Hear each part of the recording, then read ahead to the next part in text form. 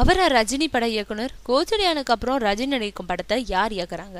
இந்த கேள்வி கொஞ்ச நாளா பதில் தெரியாம கோடம்பாக்கத்தை சுத்துது. KS ரவிக்குமார், சங்கர், KV ஆனந்த்னு சாத்தியமான எல்லா ஆப்ஷன்களும் பேசப்பட்டுச்சு. 4 கல்லு அடிப்போம், எந்த கல்ல மாங்காய் விழுந்தாலும் லாபம்ன்ற மனநிலையில மீடியாவால முன் வைக்கப்பட்டதுதான் இந்த பேருங்க. இந்த விவகாரத்துல தேவையில்லாம நம்ம பேர் எதுக்குன்னு KS ரவிக்குமார் நான் ரஜினியை இயக்கலன்னு வெளிப்படையாவே அறிவிச்சாரு. ஜக்குபாய் டிராப், ராணா டிராப்னு தொடர்ந்து டிராப் ஆன ஏமாற்றத்தோட வாசனை அந்த அறிக்கையில அடிச்சது. ஆனா உலகம்தான் உருண்டையாச்சே. இறுதியில பந்து KS ரவிக்குமாரோட கோர்ட்டுக்கே வந்திருக்கு. கடந்த சில நாளா ரஜினியை இயக்க போறது ரவிக்குமார்ன்ற பேச்சு கேட்க ஆரம்பிச்சிருக்கு. ஆனா அது கைவிடப்பட்ட ராணா கிடையாது, ரஜினியோட இன்றைய உடல்நிலைய கருத்துல கொண்டு எழுதப்படும் புதிய ஸ்கிரிப்டா இருக்கும்.